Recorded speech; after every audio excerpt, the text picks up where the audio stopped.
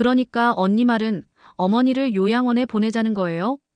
방문 밖에서 들려오는 둘째 며느리 미경이의 목소리에 저는 손에 들고 있던 물컵을 떨어뜨릴 뻔했습니다. 침대 가장자리에 앉아 있던 저는 숨을 죽였습니다. 귀를 기울이지 않을 수가 없었습니다. 그게 어머니한테도 좋은 거잖아. 전문적인 케어를 받을 수 있고. 큰 며느리 수진이의 목소리는 너무나 차분했습니다. 우리가 24시간 모실 수도 없는 노릇이고. 그건 그런데 요양원비도 만만치 않잖아요. 막내 며느리 혜원이가 끼어들었습니다. 그리고 솔직히 어머니 재산 정리도 생각해봐야 하지 않아요? 치매 진행되면 나중에 복잡해진다고 하던데. 저는 가슴이 철렁 내려앉았습니다. 재산, 정리, 맞아, 나도 그 생각했어. 수진이의 목소리가 더 낮아졌습니다. 우리가 지금 결정해야 할 게 많아. 부동산도 있고 예금도. 언니, 그런 얘기는 너무 빠른 거 아니에요? 미경이가 조심스럽게 물었지만 그 목소리엔 반대보다는 궁금증이 더 묻어났습니다. 빠르긴 뭐가 빨라, 지금 시작해야지. 나중에 어머니가 아무것도 모르게 되면 그때는 더 어려워진다고. 저는 두 손으로 입을 막았습니다. 비명이 새어나올 것 같았습니다. 20년 넘게 내가 이 사람들을 친딸처럼 아꼈는데 이야기를 시작하기 전 구독과 좋아요는 큰 응원이 됩니다. 공감 댓글로 함께 해주세요. 며칠 전만 해도 모든 게 평온했습니다. 아니, 평온해 보였습니다. 토요일 아침이었습니다. 한 달에 2번 우리 가족 모두가 모이는 날이었죠. 저는 새벽같이 일어나 부엌에 섰습니다. 큰아들 가족, 둘째 가족, 막내 가족까지 10여 명이 넘는 식구들을 위해 음식을 준비하는 건 쉬운 일이 아니었지만 전 그 시간이 좋았습니다. 도마 위에서 파를 썰며 된장찌개에 넣을 두부를 썰며 김치전을 부치며 이 모든 손놀림이 익숙했고 행복했습니다. 냉장고 문을 열 때마다 며느리들이 좋아하는 반찬 재료가 눈에 들어왔고 손주들이 좋아하는 과일을 씻으며 저는 미소 지었습니다. 거실에 놓인 가족 사진이 눈에 들어왔습니다. 남편이 돌아가신 지 5년. 그 외로움을 이렇게 큰 가족이 채워주고 있었으니까요. 우리 가족 참 복받았지. 며느리들도 착하고 손주들까지 이렇게 예쁜데. 어머니, 저 왔어요. 현관문이 열리며 큰 며느리 수진이가 들어왔습니다. 명품 가방을 든 그녀는 언제나 단정했습니다. 어머, 벌써 이렇게 많이 준비하셨어요? 제가 도와드릴 걸 그랬네요. 괜찮아, 다 했어. 에이, 그래도요. 수진이가 부엌으로 들어와 앞치마를 두르며 설거지를 거들었습니다.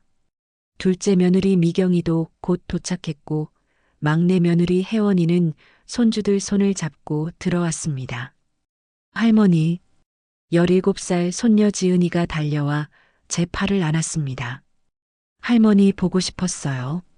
오늘 뭐 있어요? 김치전이랑 너 좋아하는 잡채도 있어. 역시 할머니가 최고야. 지은이의 밝은 웃음소리가 집안을 가득 채웠습니다. 저는 그 소리가 너무 좋았습니다. 이 순간이 영원했으면 식탁은 금방 북적였습니다. 새 아들과 며느리들, 손주들까지 모두 모여 밥을 먹는 모습은 제게 가장 큰 행복이었습니다. 어머니, 오늘 된장찌개 정말 맛있어요. 미경이가 말했습니다. 그쵸? 엄마 요리 솜씨는 역시. 둘째 아들이 엄지를 치켜 세웠습니다.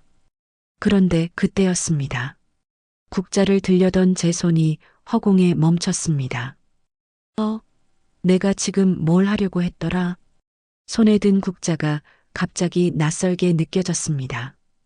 찌개를 더 떠주려 했는지, 밥을 더 가져오려 했는지, 순간 머릿속이 하얗게 비었습니다. 어머니, 수진이가 제 얼굴을 들여다봤습니다. 저는 황급히 웃으며 고개를 저었습니다. 아, 잠깐 멍했어. 요즘 많이 피곤하신 거 아니에요? 괜찮아. 저는 서둘러 자리에서 일어났습니다. 그런데 일어서는 순간 눈앞이 핑 돌았습니다. 벽을 짚고 간신히 중심을 잡았지만 식은땀이 등을 타고 흘렀습니다. 엄마, 큰아들이 달려왔습니다. 괜찮으세요? 그냥 좀 어지러워서. 며느리들이 서로 눈빛을 교환했습니다. 저는 그 시선이 왠지 불편했습니다. 뭔가 말하지 않은 대화가 오가는 것 같았습니다. 그날 이후로 이상한 일들이 자꾸 생겼습니다. 냉장고 문을 열었다가 뭘 꺼내려 했는지 잊어버렸습니다. 다시 열고 다시 닫고 손주 이름을 부르려다 말을 더듬었습니다. 지은이. 아니 지수. 아, 지은이. 전화번호를 누르려다 숫자가 헷갈렸습니다. 가스레인지에 물을 올려놓고 잊어버려 물이 다 끓어 넘친 적도 있었습니다. 냄비를 보며 저는 등골이 오싹했습니다. 내가 불을 켜놓고 잊어버렸다고? 며느리들의 전화가 잦아졌습니다. 어머니, 혼자 계시는데 괜찮으세요? 오늘 식사는 하셨어요? 혹시 어디 아픈 데는 없으세요? 처음엔 고마웠습니다. 하지만 그 걱정 속에 뭔가 다른 감정이 섞여 있다는 걸 저는 느끼기 시작했습니다. 결국 큰 며느리 수진이가 병원에 가자고 했습니다. 어머니, 그냥 한번 검사 받아보세요. 요즘 건강검진 받으신 지도 오래됐잖아요. 수진이는 친절하게 웃으며 말했지만 저는 거부하고 싶었습니다. 병원에 가면 뭔가 나쁜 걸 듣게 될 것 같아. 하지만 며느리들이 계속 권하고 아들들도 엄마 그냥 한번 가보세요라고 하니 거절할 수가 없었습니다. 신경과 진료실은 하얗고 차가웠습니다. 대기실에 앉아 기다리는 동안 제 손은 계속 떨렸습니다. 수진이가 옆에 앉아 제 손을 잡아줬지만 그 손길이 왠지 무겁게 느껴졌습니다. 박영자 환자분? 진료실 안은 더 차가웠습니다.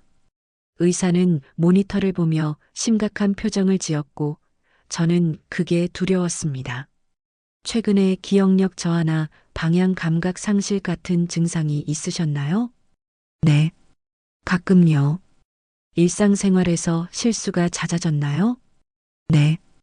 대답할수록 제 목소리는 작아졌습니다. 의사는 몇 가지 검사를 더 지시했습니다. MRI, 혈액 검사, 인지능력 테스트. 일주일 동안 병원을 오가며 검사를 받았습니다. 그리고 오늘 결과를 들으러 왔습니다. 치매 초기 증상이 의심됩니다. 의사의 차분한 목소리가 진료실에 울려 퍼졌을 때 저는 귓속이 먹먹해졌습니다. 손에 든 진단서가 희미하게 흔들렸습니다. 확진은 아니지만 증상이 진행될 가능성이 있으니 정기적인 관찰이 필요합니다. 약물 치료를 시작하시고. 의사는 담담하게 설명했지만 저는 아무것도 들리지 않았습니다. 치매. 나한테 치매가. 수진이가 제 손을 꽉 잡았습니다. 어머니, 괜찮으세요? 괜찮아질 거예요. 우리가 도와드릴게요. 그 말은 분명 위로였을 겁니다. 하지만 저는 수진이의 눈빛 속에서 뭔가 다른 것을 봤습니다. 동정인지 안타까움인지 아니면 계산인지. 병원을 나서며 수진이는 휴대폰을 꺼내 다른 며느리들에게 문자를 보냈습니다. 언니들, 어머니 검사 결과 나왔어요. 우리 오늘 저녁에 모일까요? 그 목소리는 너무나 차분했습니다. 마치 예상했다는 듯이 며느리들이 우리 집에 모였습니다. 어머니, 약 드시고 좀 쉬세요. 우리끼리 할 얘기가 있어서요. 수진이가 부드럽게 말했습니다. 저는 방으로 들어갔습니다. 침대에 누웠지만 잠이 올 리 없었습니다. 그리고 방문 밖에서 그 대화가 들려왔습니다. 그러니까 언니 말은 어머니를 요양원에 보내자는 거예요? 그게 어머니한테도 좋은 거잖아. 전문적인 케어를 받을 수 있고. 우리가 24시간 모실 수도 없는 노릇이고 요양원비도 만만치 않잖아요. 그리고 솔직히 어머니 재산 정리도 생각해 봐야 하지 않아요? 맞아. 부동산도 있고 예금도. 지금 시작해야지. 저는 침대에서 벌떡 일어나 앉았습니다. 두 손으로 입을 막았지만 가슴 속에서 비명이 터져 나오려 했습니다. 20년 넘게 새 며느리를 친딸처럼 아꼈습니다. 결혼할 때 각각 5천만 원씩 도와줬고 손주들 학원비, 아들들 사업자금, 며느리들, 친정 경조사까지 모두 제가 챙겼습니다. 큰 며느리 수진이가 남편 사업 실패로 힘들 때 제가 1억을 빌려줬습니다. 돌려받지도 않았습니다. 둘째 며느리 미경이가 아파트 살 때 제가 계약금을 보태줬습니다. 막내 며느리 혜원이가 미용실 차릴 때도 제 돈이었습니다. 그런데 이게 내가 받는 대접이란 말인가. 옷장 서랍을 열었습니다. 그 안에 작은 벨벳 주머니가 있었습니다. 꺼내보니 금반지 3개가 반짝였습니다. 각 며느리가 처음 시집 올 때 어머니 사랑해요라며 선물한 반지들이었습니다. 저는 그 반지들을 20년 넘게 보물처럼 간직했습니다. 하지만 지금 그 반지들이 너무 차갑게 느껴졌습니다. 밖에서는 여전히 며느리들의 대화가 이어지고 있었습니다. 아무튼 내일 좋은 요양원 몇 군데 알아보자. 그리고 저는 반지를 꽉 쥐었습니다. 손바닥에 금속의 차가운 감촉이 느껴졌습니다. 이제 나는 어떻게 해야 하지? 눈물이 흘러내렸지만 저는 소리내어 울지 않았습니다. 그저 창밖을 바라보며 깊은 어둠 속으로 빠져들었습니다.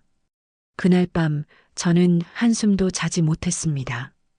침대에 누워 천장을 바라보며 며느리들의 대화가 귓속에서 맴돌았습니다.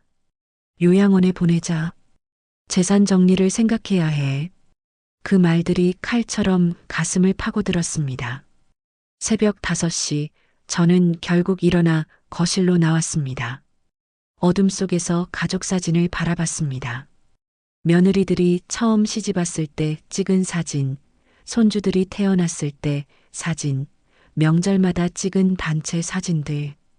이 모든 게 거짓이었을까요?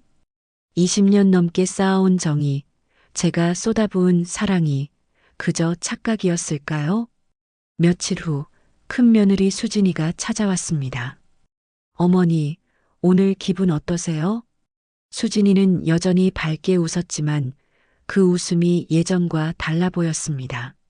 아니, 달라 보이는 게 아니라 제 눈이 달라진 건지도 모르겠습니다. 괜찮아. 어머니, 저희가 상의한 게 있어서요. 수진이가 소파에 앉으며 팸플릿 몇 개를 꺼냈습니다. 고급스러운 표지에 프리미엄 실버타운이라는 글자가 적혀 있었습니다. 이게 뭐니? 요양원이에요. 아니, 요즘은 실버타운이라고 하더라고요. 여기 정말 좋대요. 시설도 최신식이고 간호사들도 친절하고. 수진이는 팸플릿을 펼치며 설명했습니다. 넓은 정원, 깨끗한 방, 웃고 있는 노인들 사진. 겉으로 보기엔 천국 같았습니다. 하지만 저는 알고 있었습니다. 이게 무슨 뜻인지. 나를 요양원에 보내려는 거니? 어머니, 그게 아니라. 수진이가 난처한 표정을 지었습니다. 어머니 건강을 생각해서요. 혼자 계시면 위험하잖아요. 가스불도 그러셨고 기억력도 안 좋아지시고. 나는 아직 혼자서도 잘할 수 있어. 어머니. 수진이의 목소리가 조금 단호해졌습니다. 의사 선생님이 뭐라고 하셨어요? 치매는 빨리 진행될 수 있다고. 지금은 괜찮아도 나중에는 뭐? 나중에는 더 힘드실 거잖아요. 그때 가면 적응도 어렵고. 지금 가시는 게 나아요. 수진이는 차분하게 말했지만 그 차분함이 오히려 더 차갑게 느껴졌습니다. 저는 팸플릿을 내려다봤습니다. 한 달 비용 300만 원. 결코 적은 돈이 아니었습니다. 그런데 그날 밤 며느리들은 요양원비도 만만치 않다고 했죠. 그렇다면 이건 절 보내고 싶어서가 아니라 돈이 아까워서인 건가요? 며칠 후, 이번엔 셋이 다 함께 왔습니다. 큰 며느리 수진, 둘째 며느리 미경, 막내 며느리 혜원. 셋이 나란히 소파에 앉은 모습이 마치 재판관처럼 보였습니다. 어머니, 저희가 실버타운 몇 군데 알아봤어요. 수진이가 말문을 열었습니다. 근데 솔직히 말씀드리면 미경이가 끼어들었습니다. 비용이 좀 부담스럽긴 해요. 한 달에 300만 원씩이면 1년에 3,600만 원이잖아요. 그러니까 우리가 생각한 게 혜원이가 말했습니다. 좀 더 합리적인 곳은 어떨까 해서요. 시설은 조금 덜해도 케어는 충분히 받으실 수 있는 합리적이라는 말이 제 귀엔 싼 곳으로 들렸습니다. 나는 여기 있을래. 내 집에서. 제 목소리가 떨렸습니다. 어머니. 수진이가 한숨을 쉬었습니다. 저희도 어머니 모시고 싶어요. 진심이에요. 근데 현실적으로 불가능하잖아요. 저희도 애들 키우고 일하고 바쁘고. 나도 알아. 너희가 바쁜 거. 그래도 나는 여기서 살고 싶어. 혼자서 어떻게 사세요? 미경이가 직설적으로 말했습니다. 가습을 켜놓고 잊어버리시면 어떡하고요. 약도 제때 안 드실 텐데. 쓰러지시기라도 하면 누가 알아요? 그리고 혜원이가 조심스럽게 말을 꺼냈습니다. 어머니 재산 문제도 정리해야 할 것 같아요. 그 순간 공기가 얼어붙었습니다. 재산? 어머니, 오해하지 마세요. 수진이가 황급히 말했습니다. 나중을 위해서 미리 정리해두는 게 좋다는 거예요. 어머니가 만약 나중에 판단력이 더 떨어지시면 그때는 법적으로 복잡해진다고 하더라고요. 그러니까 지금 어머니가 정신 멀쩡하실 때 정리하자는 거예요. 미경이가 거들었습니다. 저는 새 며느리의 얼굴을 차례로 바라봤습니다. 수진이의 차분한 눈빛, 미경이의 직설적인 표정, 혜원이의 조심스러운 미소. 20년 넘게 함께 살았던 며느리들이 이 순간 완전히 낯선 사람들로 보였습니다. 알겠어. 나가줄래? 어머니, 나 좀 혼자 있고 싶어. 며느리들은 서로 눈치를 보다가 일어났습니다. 현관문이 닫히는 소리가 유난히 크게 들렸습니다. 그날 밤 저는 옷장 서랍을 열었습니다. 금반지 3개가 든 벨벳 주머니를 꺼냈습니다. 반지를 하나씩 손가락에 끼워보며 그때를 떠올렸습니다. 어머니 사랑해요. 저 잘할게요. 결혼식 날 수진이가 제 손에 반지를 끼워주며 울먹였습니다. 어머니, 친정엄마처럼 따를게요. 미경이도 그렇게 말했습니다. 어머니가 제 진짜 엄마예요. 혜원이는 그렇게 안기며 울었습니다. 그런데 이제는 요양원 이야기를, 재산 정리 이야기를 하고 있습니다. 저는 반지를 다시 주머니에 넣으며 생각했습니다. 이 반지들을 돌려줘야 하는 걸까요? 며칠 후 큰아들이 찾아왔습니다. 엄마, 수진이한테 들었어요. 저는 아들을 바라봤습니다. 제가 20살에 낳은 아들. 지금은 50이 넘었지만 제 눈엔 여전히 어린아이 같았습니다. 엄마, 실버타운 한번 가보세요. 둘러보기만이라도. 너도 그러니? 엄마를 위해서예요. 진짜로. 나를 위해서? 저는 쓴웃음을 지었습니다. 아니면 너희들을 위해서? 엄마, 왜 그러세요? 솔직하게 말해봐. 나 때문에 힘들지? 아들은 대답하지 않았습니다. 그 침묵이 답이었습니다. 수진이가 요즘 스트레스가 심해요. 엄마 걱정에, 애들 걱정에. 제 사업도 바쁘고 엄마를 모실 여력이 없어요. 그래서 날 보내려는 거구나. 그게 아니라 그럼 뭔데? 아들은 고개를 떨구었습니다. 엄마, 미안해요. 근데 이게 최선이에요. 최선? 누구를 위한 최선인가요? 저를 위한 최선인가요? 아니면 당신들을 위한 최선인가요? 아들이 나간 후 둘째 아들과 막내 아들도 차례로 찾아왔습니다. 그들도 같은 말을 했습니다. 엄마, 실버타운이 나아요.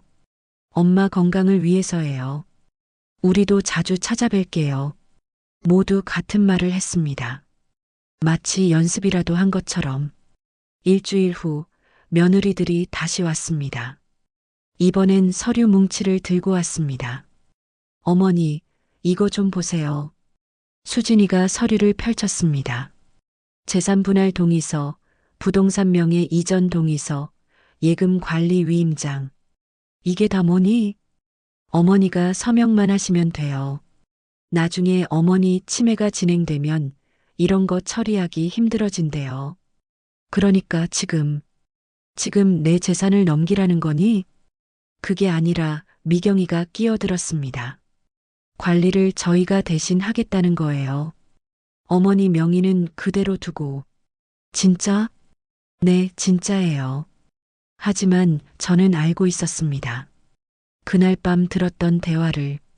재산 정리를 지금 해야 해. 나중에는 복잡해져. 며느리들은 제가 서명하기를 기다렸습니다. 새쌍의 눈이 저를 바라봤습니다. 저는 펜을 들었습니다. 그리고 내려놓았습니다. 미안한데 나 좀 더 생각해 볼게. 어머니. 혜원이의 목소리가 날카로워졌습니다. 이거 어머니를 위한 거예요. 나중에 후회하실 거예요. 그래도 나 좀 더 생각해 볼게. 수진이가 한숨을 쉬었습니다. 어머니, 왜 이러세요? 저희를 못 믿으세요? 믿을 수 있을까요? 20년 넘게 믿었던 사람들이 이제는 믿을 수 없게 되었습니다. 그날 밤 저는 혼자 앉아 생각했습니다. 부동산 세 채, 시가총액 20억 정도, 예금 8억. 이 모든 게 제가 평생 모은 돈이었습니다. 남편과 함께 악착같이 모았고 남편이 돌아가신 후에도 아껴 쓰며 지켰던 재산. 며느리들에게 이미 각각 1억씩 줬습니다. 손주들 학원비, 아들들 사업자금까지 합치면 더 많겠죠. 그런데도 부족한가요? 제가 치매 진단을 받았다고 이제 쓸모없는 존재가 된 건가요? 창밖을 바라봤습니다. 어두운 하늘에 별이 하나 없었습니다. 그때 휴대폰이 울렸습니다. 손녀 지은이었습니다. 할머니, 안 주무세요? 응, 아직. 할머니, 저 할머니 보고 싶어요. 그 한마디에 눈물이 났습니다. 지은아, 할머니, 엄마들이 하는 얘기 들었어요. 할머니를 어디 보낸다고. 진짜예요? 지은아, 괜찮아. 할머니, 가지 마세요. 제가 할머니 모실게요. 17살 손녀의 목소리가 떨렸습니다. 저는 울음을 참으며 말했습니다. 고마워, 지은아. 할머니는 괜찮아. 하지만 전화를 끊고 나서 저는 소리내어 울었습니다. 손녀만이, 단 한 명만이 저를 걱정해주고 있었습니다. 새 아들도 새 며느리도 아닌 손녀만이. 그날 밤 저는 결심했습니다. 이대로 당할 수는 없다고. 이 사람들이 진짜 원하는 게 뭔지 끝까지 지켜보기로. 그리고 만약 제 예상이 맞다면 그때는 저도 가만히 있지 않겠다고. 창밖의 어둠 속에서 저는 차가운 눈빛으로 중얼거렸습니다. 두고 봐. 내가 정말 아무것도 모르는 치매 환자인지. 어머니, 짐 다 챙기셨어요? 큰 며느리 수진이가 방문을 열며 들어왔습니다. 밝은 목소리였지만 그 속에 안도감이 섞여 있다는 걸 저는 느꼈습니다. 제 침대 위엔 작은 캐리어 하나가 놓여 있었습니다. 70년을 살아온 사람의 짐이 고작 이것뿐이라니. 옷 몇 벌, 약 세면도구. 그게 전부였습니다. 응, 다 챙겼어. 어머니, 너무 슬퍼하지 마세요. 좋은 곳이에요. 시설도 좋고 사람들도 친절하고. 수진이는 제 어깨를 토닥였습니다. 그 손길이 차갑게만 느껴졌습니다. 결국 저는 요양원에 가기로 했습니다. 아니, 가기로 당했습니다. 며느리들의 끈질긴 설득과 아들들의 무관심 속에서 더 이상 버틸 힘이 없었습니다. 거실을 마지막으로 둘러봤습니다. 남편과 함께 마련한 이 집, 아이들을 키운 이 집, 손주들이 뛰놀던 이 집을, 이제 이 집을 떠나야 합니다. 차는 조용했습니다. 큰 며느리 수진이가 운전을 했고 저는 조수석에 앉았습니다. 창밖 풍경이 빠르게 지나갔지만 제 눈엔 아무것도 들어오지 않았습니다. 어머니, 실버타운 도착하면 방부터 정리하고 점심 드시고 그 다음에 시설 구경시켜 드릴게요. 수진이는 계속 말을 걸었지만 저는 대답하지 않았습니다. 1시간쯤 달렸을까요? 차가 멈췄습니다. 도착했어요. 건물은 깨끗했습니다. 새하얀 외벽, 잘 가꿔진 정원, 현대적인 입구. 겉으로 보기엔 호텔 같았습니다. 하지만 입구에 적힌 헤든 실버타운이라는 간판이 이곳이 요양원이라는 걸 알려주고 있었습니다. 방은 작았습니다. 침대 하나, 옷장 하나, 작은 책상, 화장실. 그게 전부였습니다. 창문 밖으로는 다른 건물만 보였습니다. 30년 넘게 살았던 제 집 거실보다 좁았습니다. 어머니, 여기 괜찮죠? 깨끗하고 햇볕도 잘 들고. 수진이가 커튼을 열며 말했습니다. 응. 어머니, 제가 짐 정리 도와드릴게요. 수진이는 캐리어를 열어 옷을 옷장에 걸었습니다. 약은 서랍에 넣었습니다.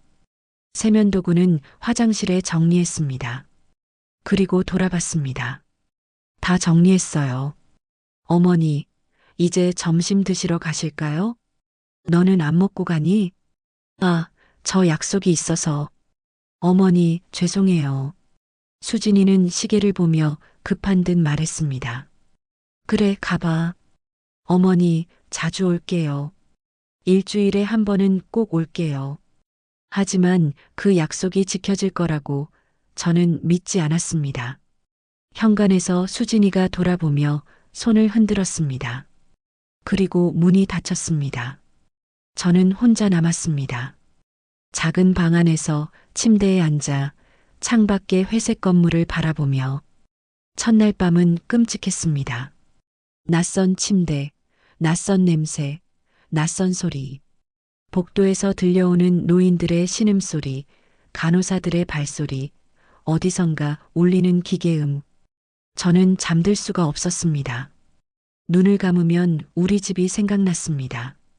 부엌에서 나던 된장찌개 냄새, 손주들의 웃음소리, 거실 소파에 앉아 TV를 보던 평온한 저녁들. 이제 그 모든 게 끝났습니다. 새벽 3시 저는 일어나 창가에 섰습니다. 어두운 하늘에 별 하나 없었습니다. 그때 복도에서 목소리가 들렸습니다. 저 사람 며느리들 정말 대단하더라. 왜? 치매 진단 나오자마자 바로 요양원 보냈잖아. 보통은 좀 더 집에서 모시려고 하는데 요즘 사람들 그렇지 뭐. 부모 모시기 힘들어 하잖아. 간호사들의 대화였습니다. 저는 문틈으로 복도를 내다봤습니다. 두 간호사가 차트를 보며 수군거리고 있었습니다. 그래도 돈은 많나 봐. 여기 한 달에 300만 원인데. 응, 근데 보증금은 안 냈대. 월세로만 내기로 했대. 왜? 돈 없어서? 아니, 며느리들이 나중에 다른 데로 옮길 수도 있다고 그랬대. 일단 여기서 지켜보고. 저는 문을 닫았습니다. 가슴이 답답했습니다. 며느리들은 제가 여기 오래 있을 거라고 생각하지 않는 거군요. 아니, 오래 있기를 원하지 않는 거겠죠. 더 싼 곳으로 옮기려는 계획이 있는 겁니다. 일주일이 지났습니다. 며느리들은 아무도 오지 않았습니다. 전화는 왔습니다. 어머니, 괜찮으세요? 저 너무 바빠서 못 갔어요. 미안해요. 어머니, 애들이 아파서 다음 주에 갈게요. 어머니, 제가 일이 생겨서 조금만 기다려 주세요. 모두 핑계였습니다. 2주일이 지났습니다. 큰 며느리 수진이가 드디어 왔습니다. 하지만 혼자가 아니었습니다. 둘째 며느리 미경, 막내 며느리 혜원도 함께 왔습니다. 어머니, 잘 지내셨어요?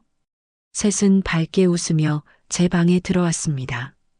과일 바구니를 하나 들고 왔지만 그마저도 작고 저렴해 보였습니다. 잘 지냈어. 여기 괜찮으세요? 불편한 건 없으세요? 괜찮아. 저는 짧게 대답했습니다. 며느리들은 서로 눈치를 보았습니다. 어머니, 저희가 상의할 게 있어서요. 수진이가 조심스럽게 말했습니다. 또 시작이군요. 뭔데? 여기 비용이 좀 부담스러워서요. 한 달에 300만 원이잖아요. 1년이면 3,600만 원이고. 그래서 좀 더 합리적인 곳으로 옮기시는 게 어떨까 해서요. 미경이가 끼어들었습니다. 합리적이라는 게 더 싼 곳 말이지? 어머니, 그게 아니라. 혜원이가 변명했습니다. 솔직하게 말해. 돈이 아까워서 그러는 거잖아. 셋은 입을 다물었습니다. 어머니, 수진이가 한숨을 쉬었습니다. 저희도 살아야 해요. 애들 학원비, 생활비 다 돈이 들어요. 어머니 요양원비까지 감당하기 힘들어요. 내 돈으로 내면 되잖아. 어머니 돈도 언젠가는 떨어지잖아요. 저는 며느리들을 바라봤습니다. 20년 넘게 함께 살았던 사람들이 이제는 완전히 남처럼 느껴졌습니다. 알겠어. 너희들 마음대로 해. 어머니, 고마워요. 다음 주에 좋은 곳 알아볼게요. 며느리들은 금방 일어났습니다. 30분도 안 되어 다시 나갔습니다. 과일 바구니만 남기고 그날 밤 저는 혼자 앉아 생각했습니다. 며느리들이 나간 후 복도에서 그들의 목소리가 들렸습니다. 저는 문을 살짝 열고 귀를 기울였습니다. 언니, 다음 달부터는 좀 더 싼 데로 옮기자. 응, 나도 그렇게 생각해. 한 달에 150만 원 정도면 충분하지 않을까? 그리고 어머니 집 말이야. 비워두면 아깝잖아. 월세라도 놓을까?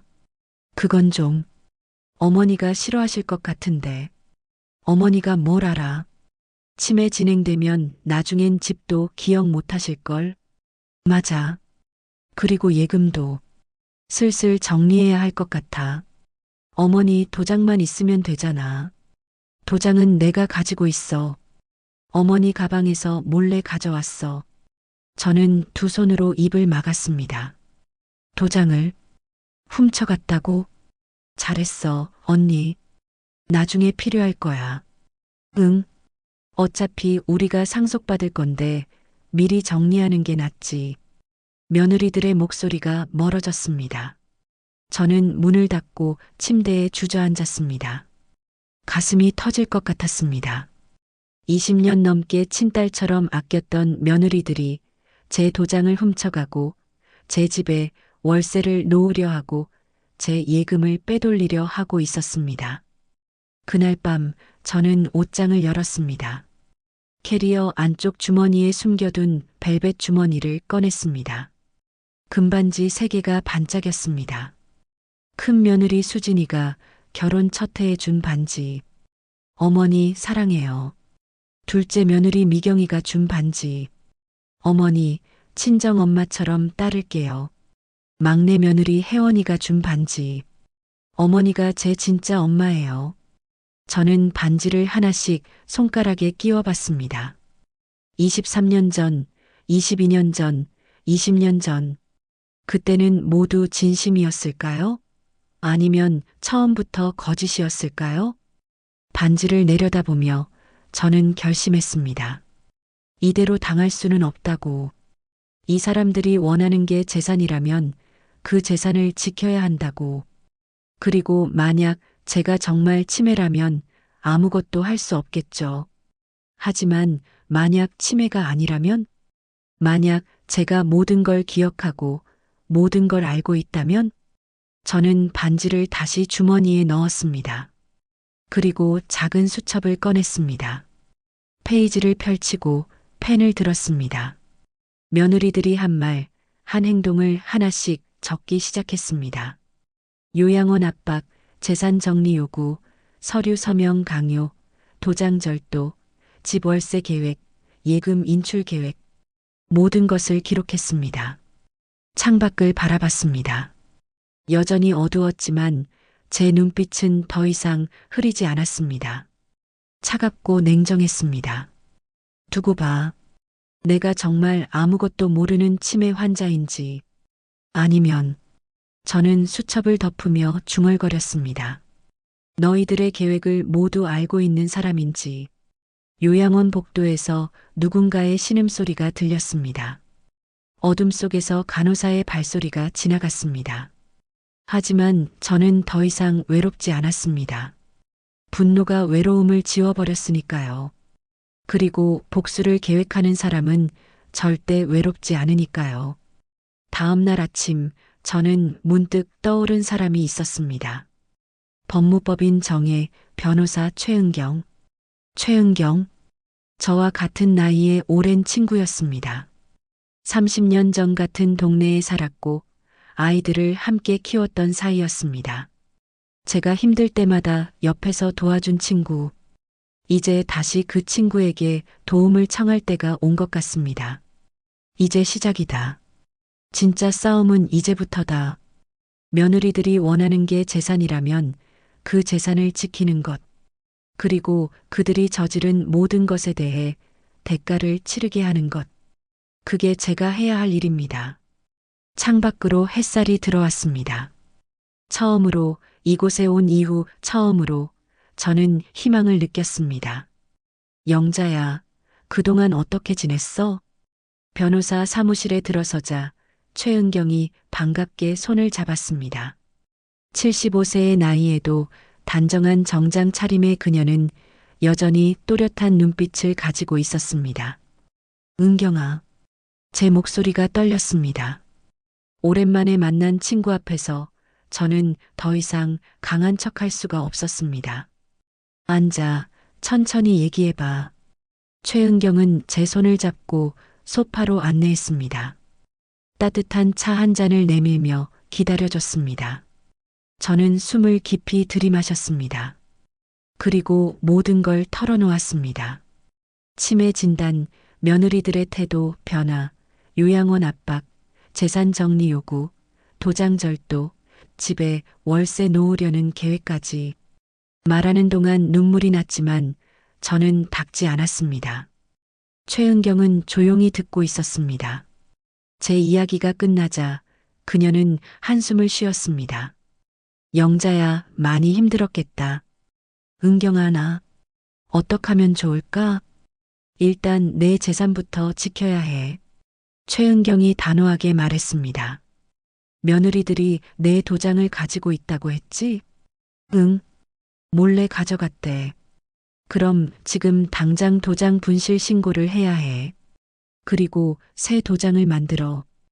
은행에도 도장 변경 신고하고. 그렇게 하면 며느리들이 알겠지? 알게 내버려둬. 내가 정신 멀쩡하다는 걸 보여줘야 해. 최은경은 노트북을 열어 뭔가를 타이핑했습니다. 그리고 재산 관리 문제. 혹시 며느리들에게 재산 관리 권한을 준 적 있어? 아니, 아직 서류에 서명 안 했어. 잘했어. 절대 서명하면 안 돼.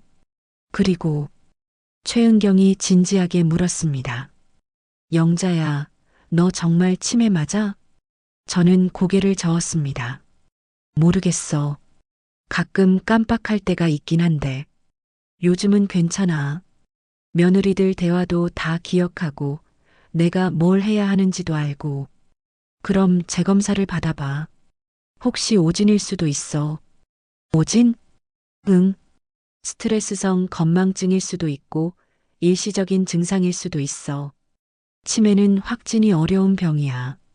초기엔 더 그렇고 최은경의 말에 제 가슴이 두근거렸습니다. 만약 오진이라면? 만약 제가 치매가 아니라면? 은경아, 그럼 나. 영자야, 일단 재검사부터 받아. 내가 좋은 병원 소개해 줄게. 그리고 결과가 나오면 다시 만나자. 그때 다음 계획을 세우자. 최은경은 명함 한 장을 건넸습니다. 대학병원 신경과 교수였습니다. 이분한테 가봐. 내가 미리 연락해 놓을게. 저는 명함을 받아들며 고개를 끄덕였습니다. 고마워, 은경아. 고맙긴. 우리 사이에. 그리고 영자야. 최은경이 제 손을 꽉 잡았습니다. 너무 혼자서만 끙끙 앓지 마. 나한테 언제든지 연락해. 알았지? 응. 사무실을 나서며 저는 처음으로 희망을 느꼈습니다. 혼자가 아니라는 것, 누군가 내 편이 있다는 것, 그것만으로도 힘이 났습니다. 요양원으로 돌아오는 길 휴대폰이 울렸습니다. 손녀 지은이었습니다. 할머니, 지금 어디세요? 응, 밖에 나왔다가 들어가는 중이야. 할머니, 제가 갈게요. 지금 바로 갈게요. 지은아, 괜찮아. 학교는?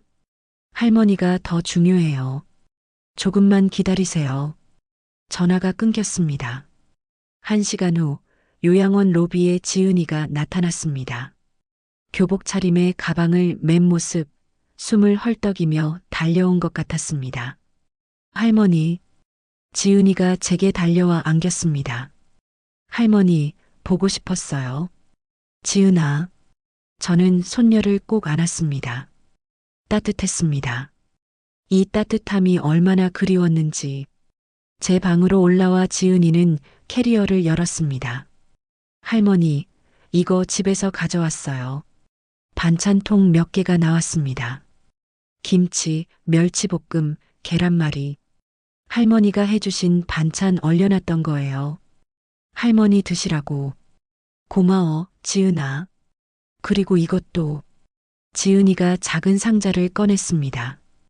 할머니 사진첩이요. 제가 할머니 방에서 가져왔어요. 사진첩을 펼치자 지난 시간들이 펼쳐졌습니다.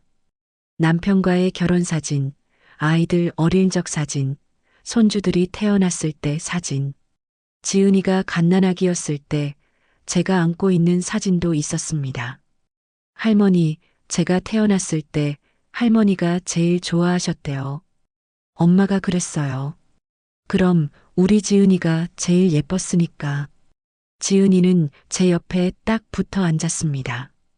할머니, 집에 돌아오실 거죠? 지은아. 할머니, 엄마들이 하는 얘기 들었어요. 더 싼 요양원으로 옮긴다고. 집에 월세 놓는다고. 그게 진짜예요? 저는 대답할 수가 없었습니다. 할머니, 할머니는 아프지 않으세요. 제가 봐도 멀쩡하세요. 왜 여기 계셔야 해요? 지은아, 어른들 일이란다. 아니에요. 지은이의 목소리가 높아졌습니다. 할머니는 우리 가족이에요. 제일 소중한 가족이에요. 그런데 왜 이렇게 쫓아내듯이. 지은이가 울먹였습니다. 저는 손녀를 안았습니다. 지은아, 괜찮아. 할머니 괜찮아. 할머니, 저 할머니 모실게요. 제가 대학 안 갈게요. 알바해서 할머니 모실게요. 무슨 소리야? 너는 대학 가야지. 싫어요. 할머니가 더 중요해요. 17살 손녀의 진심이 가슴을 쳤습니다. 새 아들도 새 며느리도 아닌 이 어린 손녀만이 저를 진심으로 걱정하고 있었습니다. 지은이와 함께 요양원 정원을 걸었습니다. 할머니, 저 엄마한테 말했어요. 할머니 모시고 싶다고. 뭐래? 엄마가 화내더라고요. 내가 뭘 안다고 나서냐고. 어른들 일에 끼어들지 말라고. 지은이가 고개를 숙였습니다. 그리고 큰 고모랑 작은 고모도 똑같이 말했어요. 우리가 알아서 할 테니까 신경 끄래요. 그랬구나. 할머니, 근데 저 궁금한 게 있어요. 뭔데? 할머니 정말 치매세요? 저는 멈춰섰습니다. 지은이도 멈춰서서 제 얼굴을 똑바로 바라봤습니다. 할머니, 솔직히 말씀해 주세요. 할머니는 아무것도 안 잊어버리시잖아요. 제 생일도 기억하시고, 제가 좋아하는 것도 다 아시고. 그런데 왜 치매래요? 저는 지은이의 눈을 바라봤습니다. 맑고 순수한 눈빛이었습니다. 지은아, 할머니가. 사실은, 할머니, 저한테는 진짜 말씀해 주세요. 제발이요. 저는 주변을 둘러봤습니다. 아무도 없었습니다. 지은아, 할머니 너한테만 말할게. 할머니, 어쩌면 치매가 아닐 수도 있어. 진짜요? 응. 오늘 병원에 다시 가보기로 했어. 재검사 받으려고.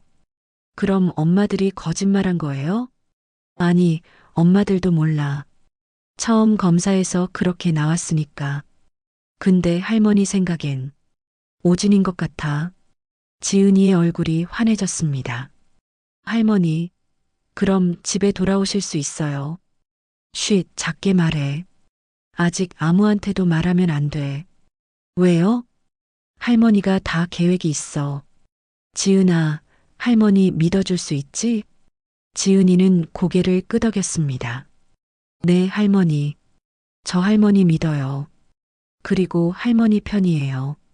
무슨 일이 있어도. 저는 손녀의 손을 꽉 잡았습니다. 고마워, 지은아. 내가 할머니한테 힘이 돼. 지은이가 돌아간 후 저는 방에 혼자 앉아 있었습니다. 변호사 친구 최은경, 그리고 손녀 지은이. 두 사람이 제 편에 서 있다는 것. 그것만으로도 저는 더 이상 외롭지 않았습니다. 책상 서랍을 열어 수첩을 꺼냈습니다. 며느리들의 대화를 기록한 수첩. 새로운 페이지를 펼쳤습니다. 해야 할 일이라고 적었습니다. 1. 도장 분실 신고 및 새 도장 제작. 2. 은행 도장 변경 신고. 3.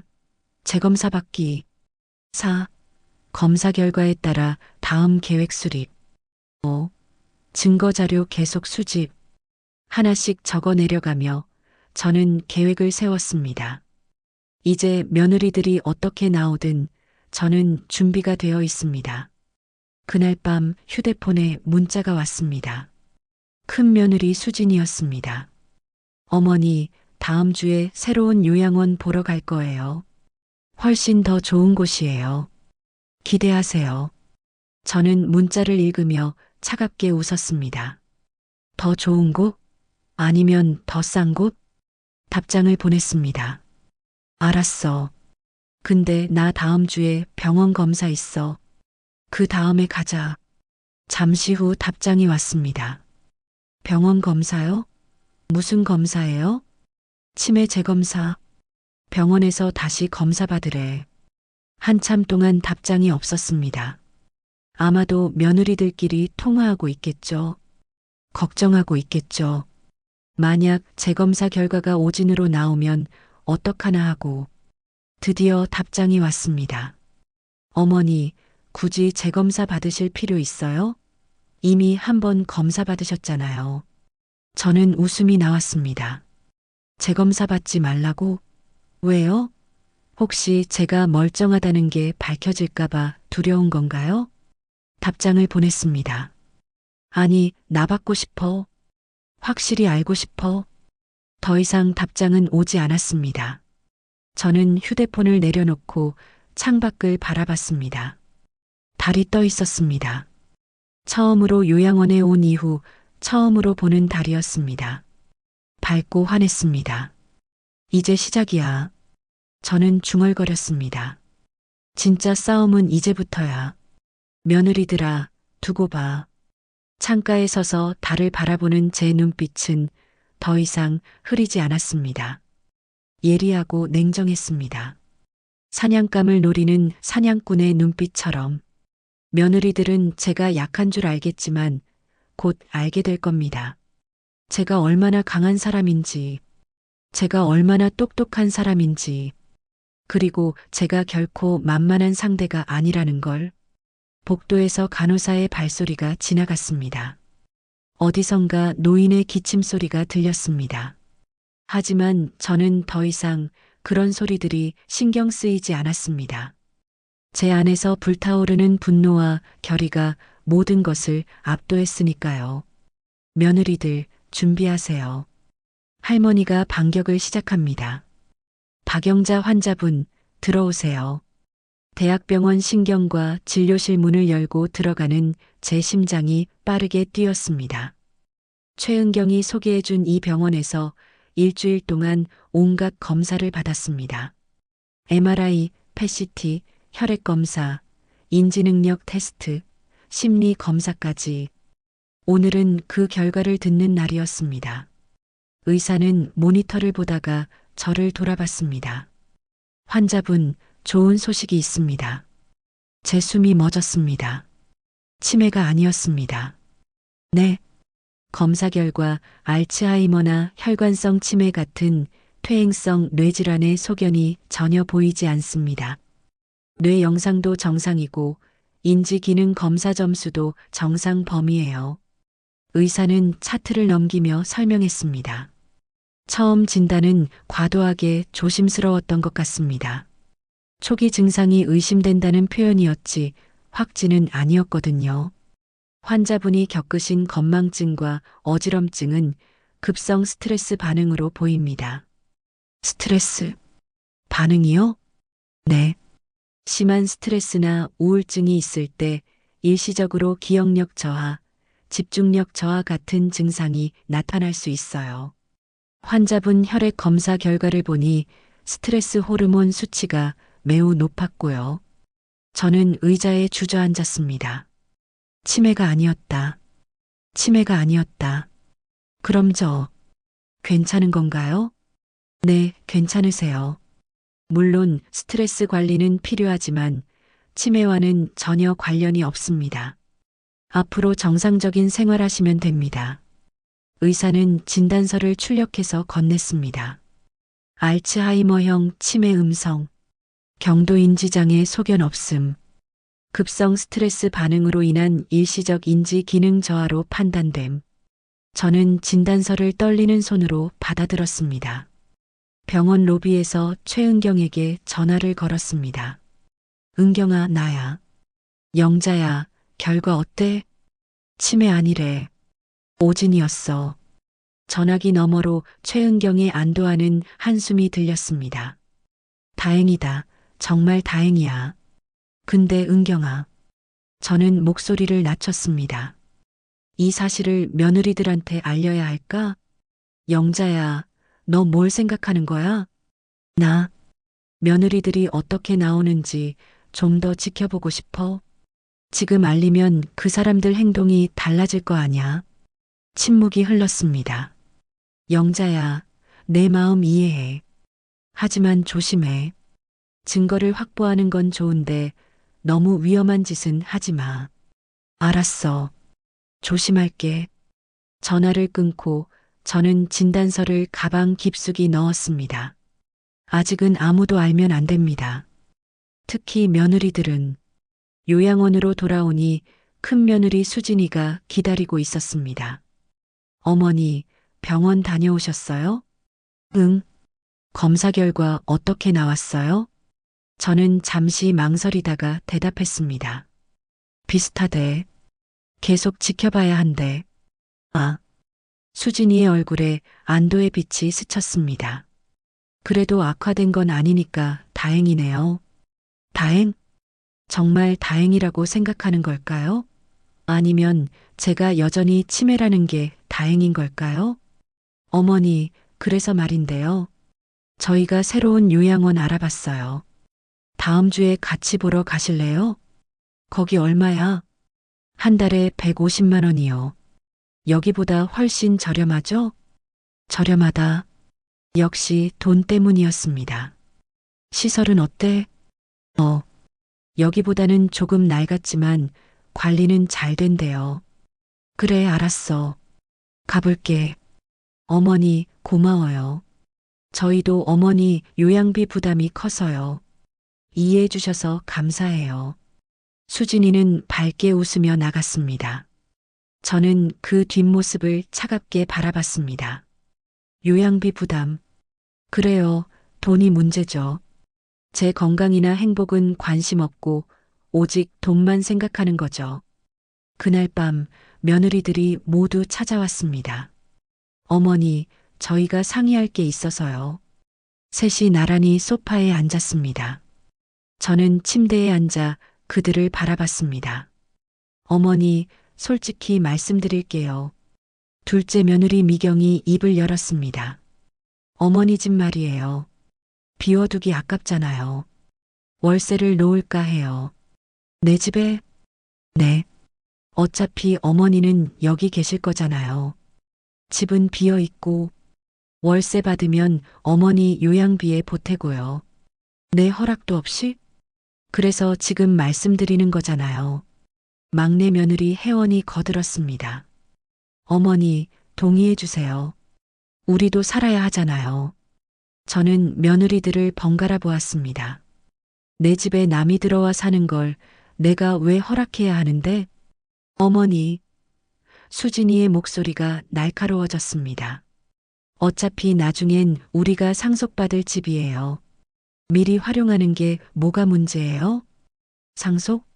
내가 죽지도 않았는데 벌써 상속 생각을 하고 있어? 그게 아니라 수진이가 당황했습니다. 알았어. 월세 놓지 마. 내 집이야. 내가 다시 돌아갈 수도 있어. 어머니는 치매세요. 미경이 소리쳤습니다. 돌아가서 뭘 하시게요?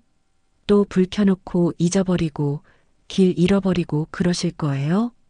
그 순간 저는 차갑게 웃었습니다. 그래, 내가 치매지. 내가 아무것도 모르지. 그러니까 내 집에 월세 놓고 내 재산 정리하고 다 맘대로 하려는 거 아니야? 며느리들이 입을 다물었습니다. 나가. 오늘은 피곤해. 어머니, 나가라고. 제 목소리가 떨렸지만 분노로 가득했습니다. 며느리들은 서로 눈치를 보다가 일어났습니다. 그들이 나간 후 저는 문틈으로 복도를 내다봤습니다. 며느리들이 멀리서 수군거리고 있었습니다. 저는 조용히 문을 열고 복도로 나갔습니다.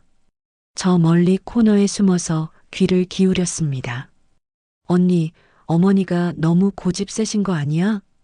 그러게. 치매 환자가 무슨 판단을 하겠어.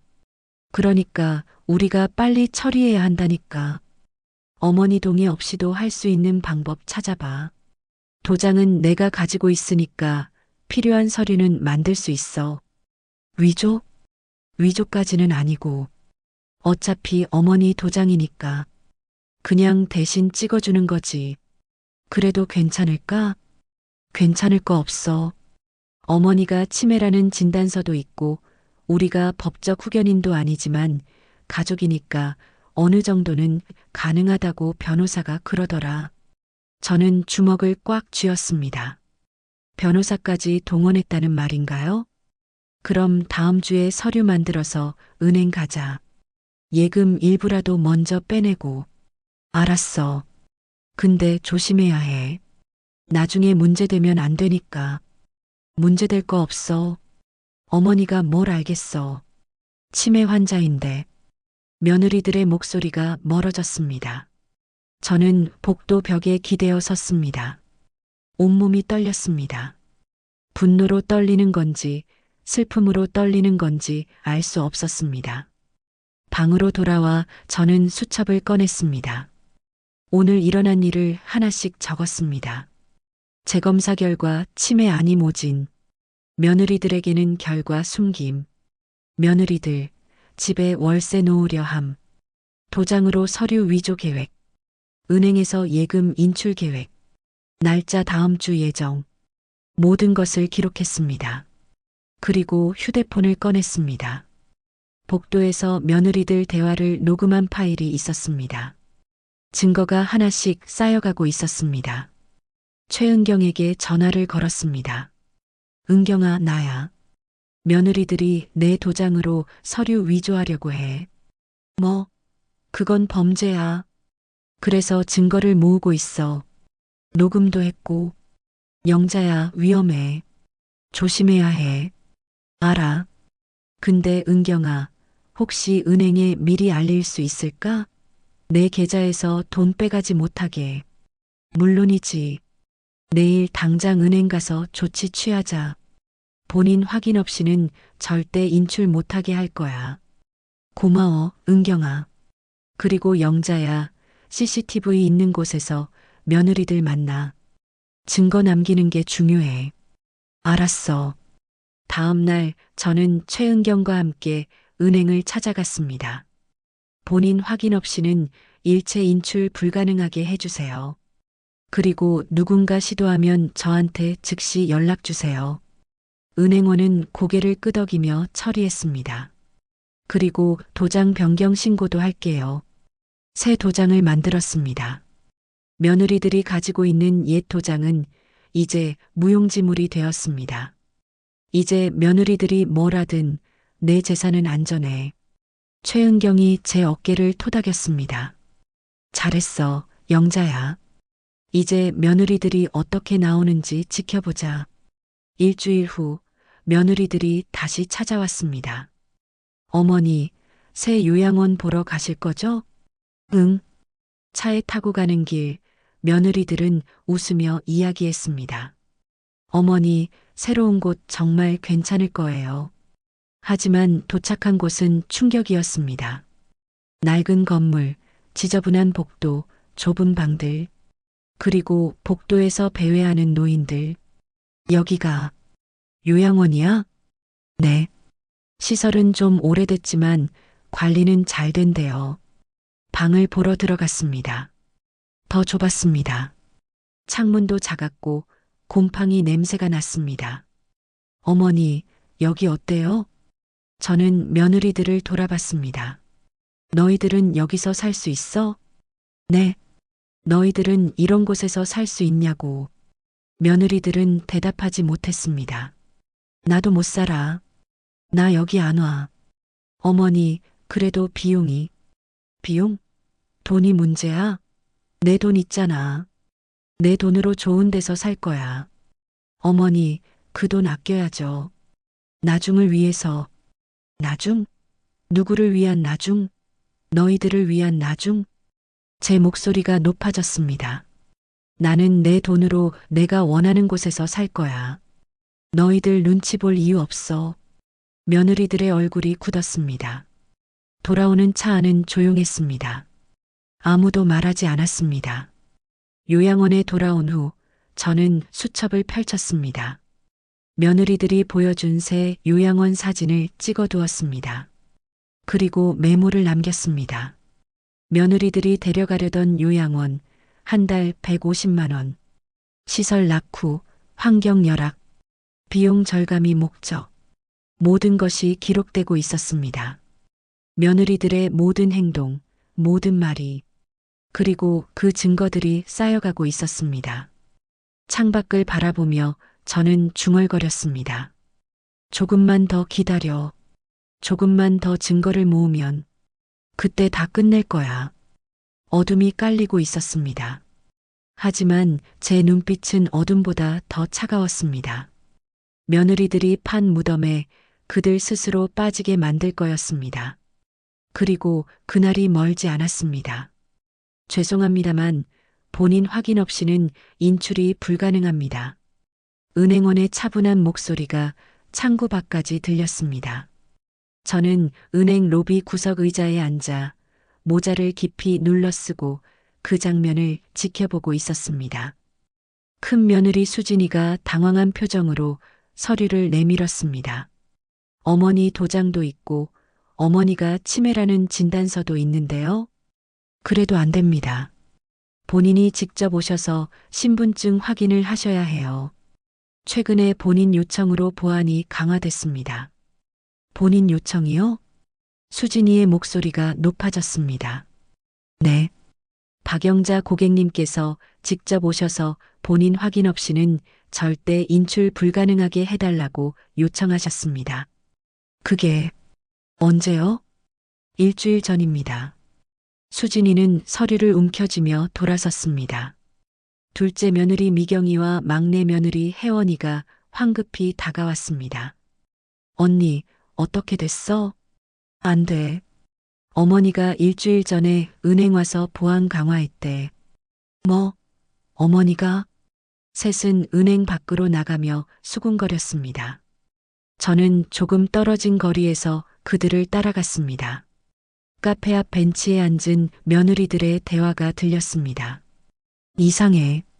어머니가 치매인데 어떻게 은행까지 오셔서 그런 조치를 하셨을까? 누가 도와준 거 아니야? 누가? 아들들은 우리 편이고 설마 지은이가? 아니면 어머니가 우리 의심하시는 건가? 에이, 치매 환자가 뭘 의심해. 그냥 누가 꼬드긴 거겠지. 저는 모자를 더 깊이 눌렀으며 그들에게서 멀어졌습니다. 계획대로 되고 있었습니다. 그날 저녁 며느리들이 요양원으로 찾아왔습니다. 어머니, 오늘 은행 가셨어요? 수진이가 조심스럽게 물었습니다. 저는 멍한 표정으로 그들을 바라봤습니다. 은행? 언제? 일주일 전에요.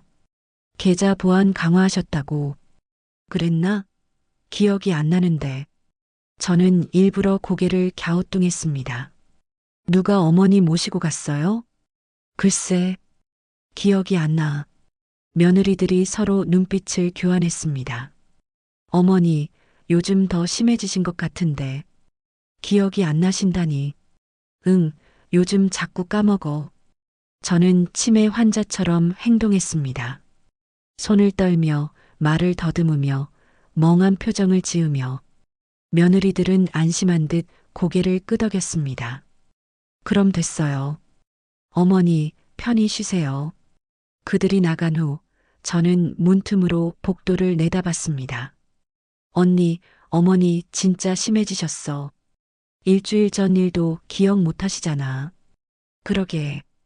이러다 정말 아무것도 모르시게 되겠어. 그럼 우리한텐 좋은 거 아니야? 나중에 뭘 해도 기억 못 하실 테니까.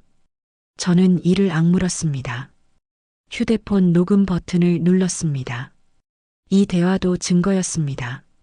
며칠 후 며느리들은 다른 시도를 했습니다. 부동산 중개소를 찾아가 제 집을 월세로 내놓으려 했습니다. 하지만 중개인은 고개를 저었습니다. 소유주 본인의 직접 동의가 필요합니다. 도장만으로는 안 돼요. 어머니가 치매세요. 저희가 가족이고요. 그래도 법적 후견인이 아니시잖아요. 후견인 선임 절차를 밟으시든지 해야죠. 며느리들은 빈손으로 돌아갔습니다. 이 소식도 최은경을 통해 제게 전해졌습니다. 저는 미리 부동산 중개소에 연락해서 조치를 취해뒀던 것입니다. 잘했어, 영자야. 며느리들이 아무것도 못하게 막았어. 최은경의 목소리에서 안도감이 느껴졌습니다. 근데 은경아, 며느리들이 이제 의심하기 시작한 것 같아. 그럼 조심해야 해. 증거 확보는 거의 다 됐으니까 이제 슬슬 마무리 준비하자. 일주일 후 새 며느리가 다시 모였습니다. 이번엔 아들들도 함께였습니다. 어머니, 저희 가족회의를 하려고요. 큰아들이 심각한 표정으로 말했습니다. 뭔데? 어머니 재산 관리 문제요. 솔직히 어머니 혼자서는 관리가 어려우시잖아요. 저희가 법적 후견인이 되려고 해요. 후견인? 네. 법원에 신청하면 저희가 어머니 재산을 관리할 수 있어요. 어머니를 위해서예요. 저는 그들을 차례로 바라봤습니다. 큰아들, 둘째 아들, 막내 아들, 그리고 새 며느리. 모두 같은 표정이었습니다. 겉으로는 걱정하는 척하지만 눈빛은 재산을 노리고 있었습니다. 나 후견인 필요 없어. 어머니, 치매세요. 혼자서 판단하실 수 없어요. 나 아직 멀쩡해. 어머니, 수진이가 소리쳤습니다. 일주일 전 일도 기억 못 하시잖아요. 이러다 큰일 나요. 그래서 우릴 믿고 맡겨주세요. 큰아들이 제 손을 잡았습니다. 엄마, 우리가 잘할게요. 저는 아들의 손을 뿌리쳤습니다. 싫어. 난 후견인 같은 거 필요 없어. 엄마. 둘째 아들이 답답하다는 듯 소리쳤습니다. 왜 이러세요? 우리가 엄마 재산 지켜드리려는 건데. 지켜준다고? 아니면 빼먹으려고? 순간 방안이 조용해졌습니다. 엄마, 지금 우릴 의심하시는 거예요? 의심? 의심할 만한 짓을 했잖아. 내 도장 몰래 가져가고, 은행에서 돈 빼려 하고, 내 집에 월세 놓으려 하고, 며느리들의 얼굴이 새하얗게 변했습니다. 어머니, 그걸 어떻게 해? 내가 치매라고 아무것도 모를 줄 알았어? 저는 침대 밑에서 수첩을 꺼냈습니다. 여기 다 적혀 있어. 너희들이 한 말, 한 짓 전부.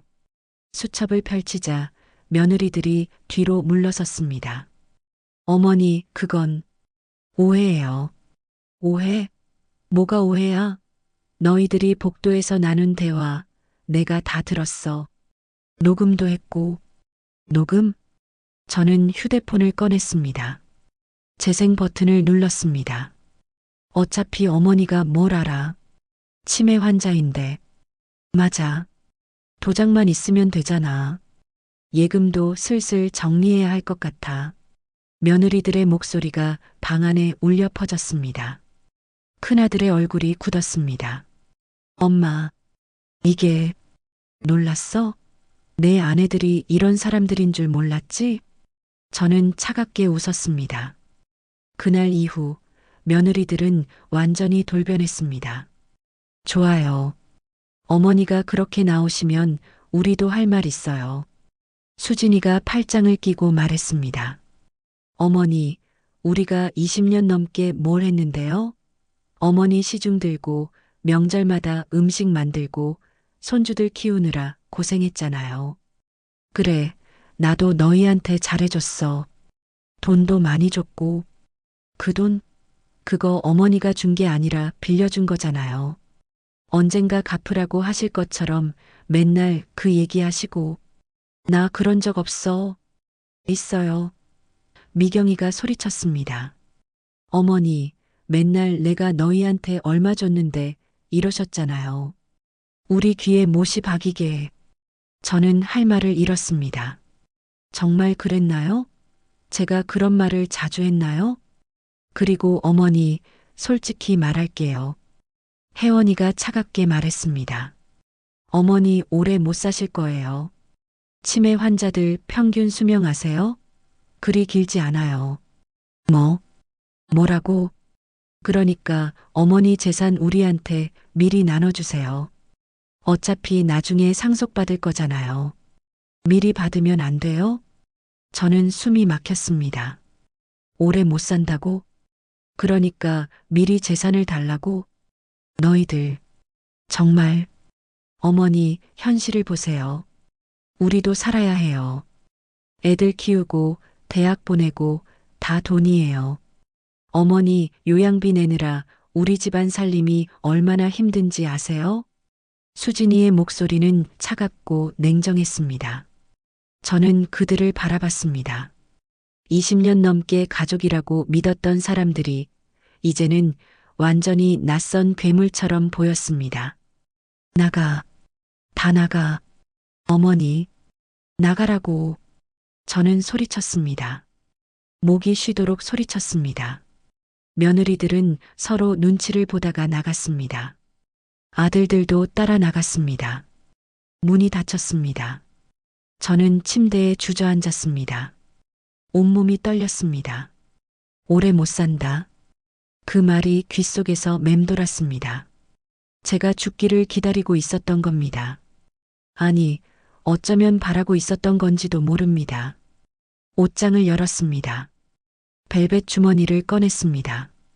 금반지 3개가 나왔습니다. 큰 며느리 수진이가 준 반지. 어머니 사랑해요.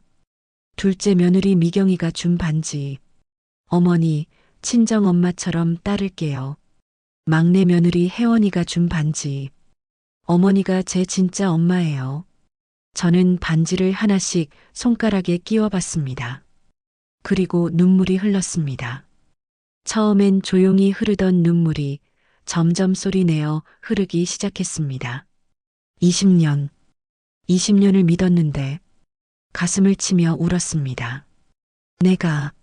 내가 뭘 잘못했길래. 반지를 벗어 테이블 위에 하나씩 놓았습니다. 땡그랑 땡그랑 땡그랑. 차갑고 무거운 소리가 울렸습니다. 이제 끝이야. 저는 반지들을 다시 주머니에 넣었습니다. 마지막으로 한 번 더 볼 날이 올 겁니다. 그날은 이 반지들을 며느리들에게 돌려주는 날이 될 겁니다. 더 이상 내 며느리가 아니야라고 말하며 그날 밤 저는 최은경에게 전화를 걸었습니다. 은경아, 이제 끝낼 때가 된 것 같아. 영자야, 무슨 일 있었어? 저는 오늘 있었던 일을 모두 털어놓았습니다. 며느리들이 한 말, 오래 못 산다는 그 잔인한 말까지. 영자야. 최은경의 목소리가 떨렸습니다. 너무 심하다. 그 사람들 정말 너무해. 은경아, 나 이제 뭘 해야 할까? 영자야, 증거는 충분해.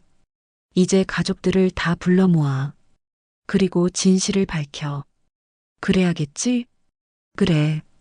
그리고 영자야, 내가 원하면 법적 조치도 취할 수 있어. 며느리들이 한 짓들 다 범죄야. 알았어. 다음 주에 다 불러 모을게. 전화를 끊고 저는 창밖을 바라봤습니다.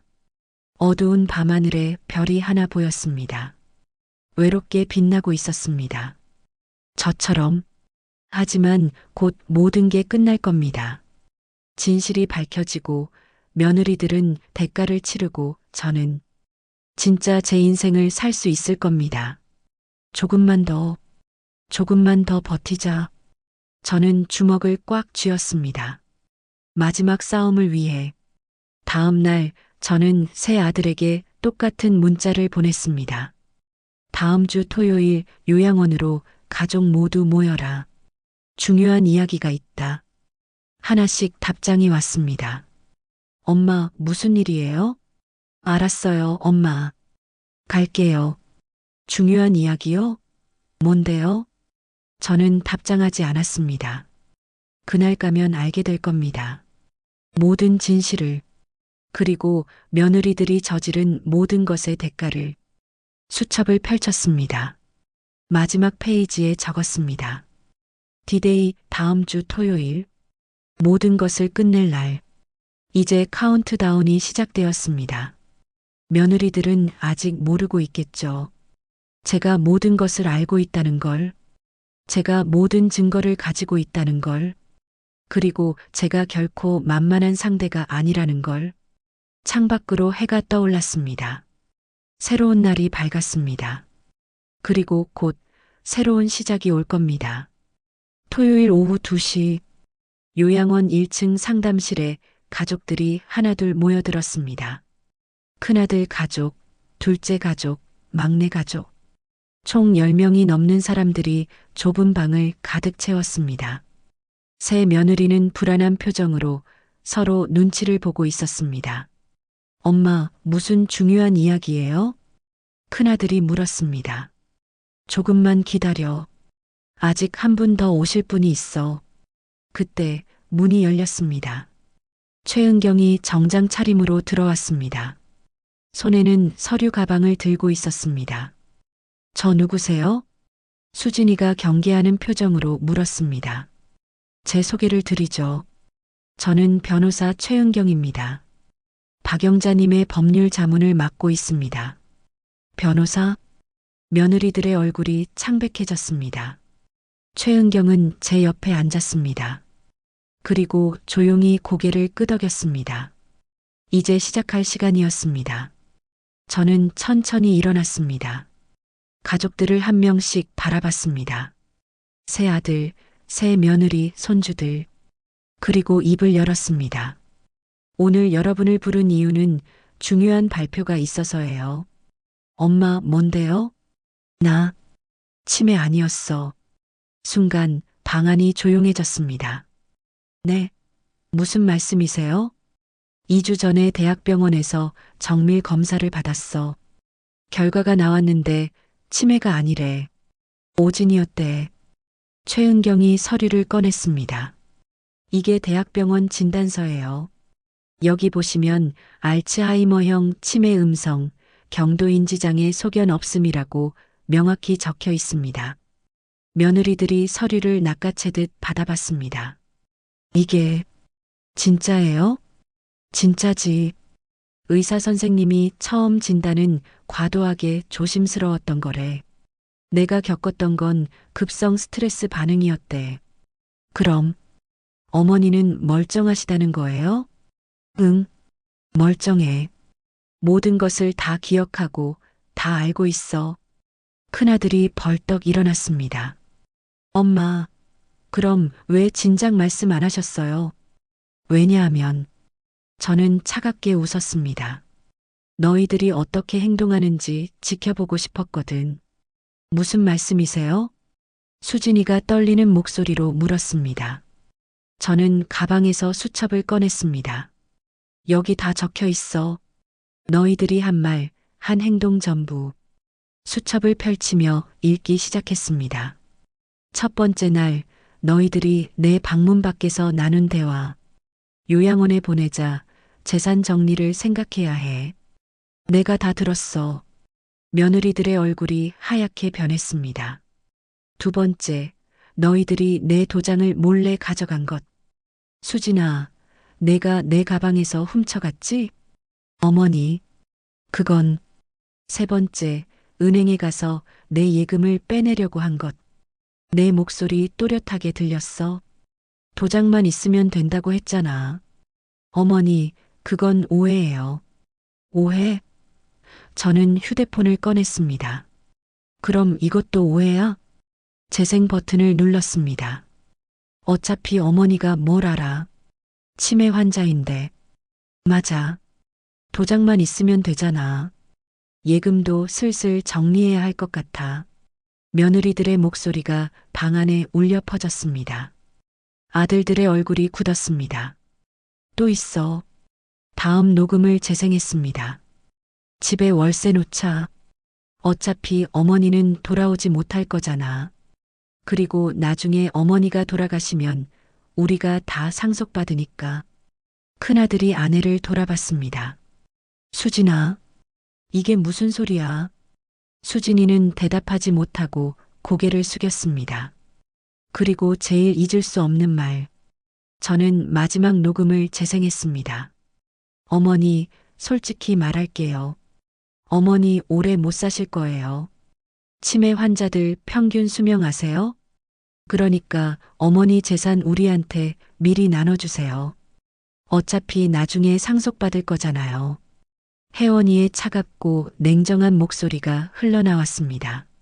막내 아들이 벌떡 일어나 아내를 노려봤습니다. 혜원아, 내가 그런 말을 했어?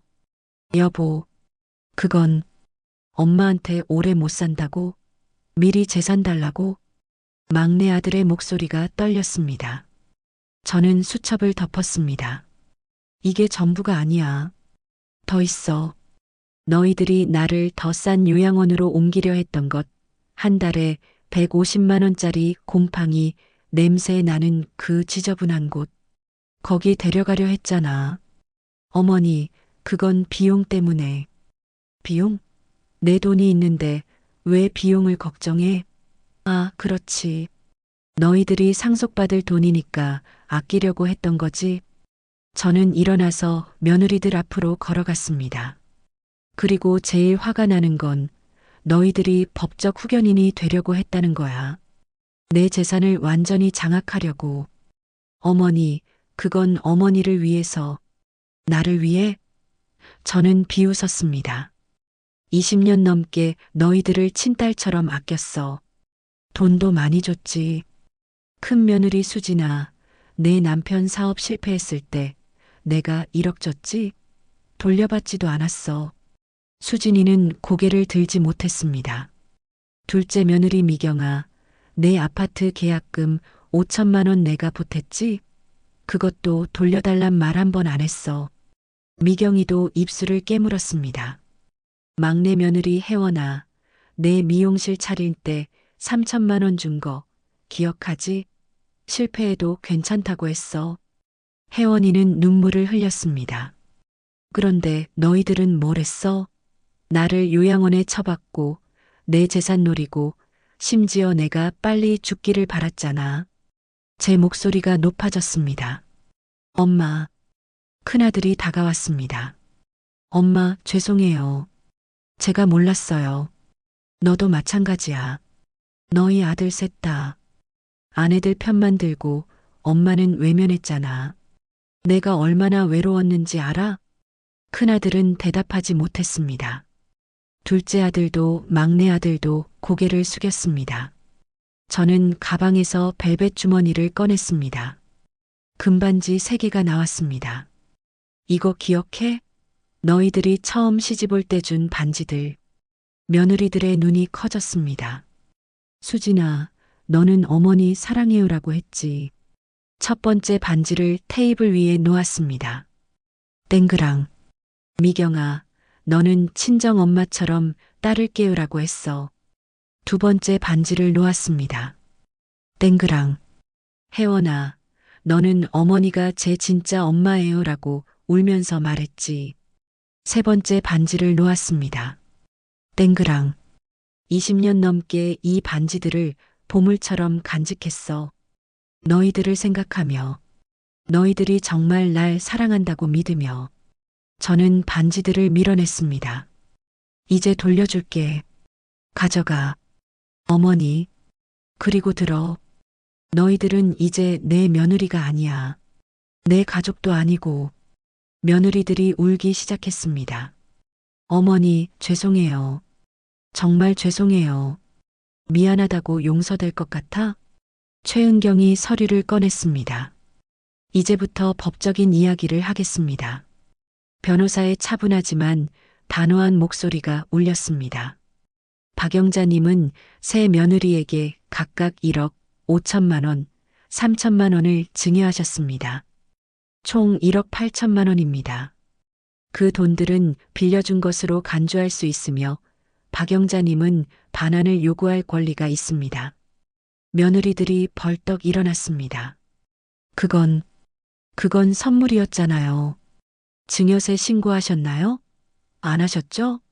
그럼 차용증 없는 금전거래는 증여가 아니라 대여로 볼 수 있습니다. 최은경은 서류를 펼쳤습니다. 그리고 며느리분들이 박영자님의 도장을 무단으로 사용하려 한 것, 이건 사문서 위조 미수죄에 해당합니다. 또한 본인 동의 없이 재산을 처분하려 한 것, 이것도 법적으로 문제가 될 수 있습니다. 며느리들은 땅이 꺼질 듯 앉아버렸습니다. 하지만 박영자님께서는 너그럽게도 형사 고발은 하지 않기로 하셨습니다. 최은경이 저를 바라봤습니다. 저는 고개를 끄덕였습니다. 대신 몇 가지 조건이 있습니다. 최은경은 다른 서류를 꺼냈습니다. 첫째, 빌려드린 돈 전액 반환. 5년 내로 분할 상환. 둘째, 박영자님의 모든 재산에서 며느리분들과 아드님들은 제외됩니다. 최소 법정 상속분만 인정됩니다. 셋째, 앞으로 박영자님의 생활과 재산 관리에 일체 관여하지 않습니다. 아들들이 벌떡 일어났습니다. 엄마, 우리까지 상속에서 제외하시는 거예요? 그래. 너희들도 아내들 편만 들었잖아. 나한테 뭘 해줬어? 엄마, 너희들에게는 최소한만 줄 거야. 나머지는. 저는 손녀 지은이를 바라봤습니다. 진짜 날 아껴준 사람한테 줄 거야. 지은이가 눈물을 흘리며 저에게 달려왔습니다. 할머니, 저는 손녀를 꽉 안았습니다. 그리고 나머지는 자선단체에 기부할 거야. 어머니, 제발이요. 한 번만 용서해 주세요. 수진이가 무릎을 꿇었습니다. 미경이도 혜원이도 따라서 무릎을 꿇었습니다. 정말 죄송해요. 제가 정신이 나갔어요. 다시는 그러지 않을게요. 용서? 저는 그들을 내려다봤습니다. 너희들이 나한테 오래 못 산다고 했을 때 나 얼마나 가슴이 아팠는지 알아? 죄송해요. 너희들이 내 재산만 노리고 날 요양원에 처박았을 때 나 얼마나 외로웠는지 알아? 죄송해요. 미안하다고 다야? 20년 넘게 쌓은 정이 하루아침에 무너졌어. 그게 미안하다는 말로 회복될 것 같아? 저는 등을 돌렸습니다. 이제 나가. 다시는 날 찾지 마. 어머니, 나가라고. 제 목소리가 요양원 복도까지 울려 퍼졌습니다. 며느리들이 울며 방을 나갔습니다. 아들들도 고개를 숙인 채 따라 나갔습니다. 방 안에는 저와 최은경, 그리고 손녀 지은이만 남았습니다. 지은이가 제 손을 잡았습니다. 할머니, 정말 멋있었어요. 지은아. 할머니, 저 진짜 자랑스러워요. 할머니가 당하고만 계실 줄 알았는데 이렇게 강하신 줄 몰랐어요. 저는 손녀를 안았습니다. 최은경이 제 어깨를 토닥였습니다. 영자야, 잘했어. 정말 잘했어. 은경아, 고마워. 내가 없었으면 못했을 거야. 친구 좋으라고 있는 거지. 저는 창밖을 바라봤습니다. 해가 지고 있었습니다. 오렌지빛 노을이 하늘을 물들이고 있었습니다. 아름다웠습니다. 이제 끝났구나. 저는 중얼거렸습니다. 응, 끝났어. 최은경이 대답했습니다. 이제 새로 시작하는 거야. 새로 시작? 그 말이 가슴에 와닿았습니다. 72세의 나이에 새로 시작한다는 것. 두렵기도 했지만 설레기도 했습니다. 할머니, 우리 집에 가요. 제 방에서 같이 살아요. 지은이가 말했습니다. 아니야, 지은아. 할머니는 할머니 집에서 살 거야. 내 집으로 다시 돌아갈 거야. 정말요? 응. 이제 아무도 날 막을 수 없어. 내 집에서 내가 원하는 대로 살 거야. 저는 가방에서 집 열쇠를 꺼냈습니다. 오랜만에 보는 열쇠였습니다. 이제 집으로 돌아갈 시간이었습니다. 새 며느리도 새 아들도 없는 집. 하지만 진짜 저를 아껴주는 사람들과 함께할 집. 그리고 무엇보다 제가 주인인 집. 은경아, 지은아, 내일 우리 집에 놀러와. 내가 맛있는 거 해줄게. 정말요, 할머니? 그럼. 할머니 손맛 아직 안 잊어버렸어. 우리는 웃었습니다. 오랜만에 진심으로 웃었습니다. 방 안에 따뜻함이 가득했습니다. 그리고 저는 알았습니다. 진짜 가족은 피가 아니라 진심으로 만들어진다는 것을. 그리고 나이는 숫자일 뿐 새로운 시작은 언제든 가능하다는 것을. 일주일 후 저는 요양원을 나왔습니다. 짐을 싸는 동안 간호사들이 아쉬워했습니다. 박영자님, 정말 가시는 거예요? 네. 이제 집으로 돌아가요.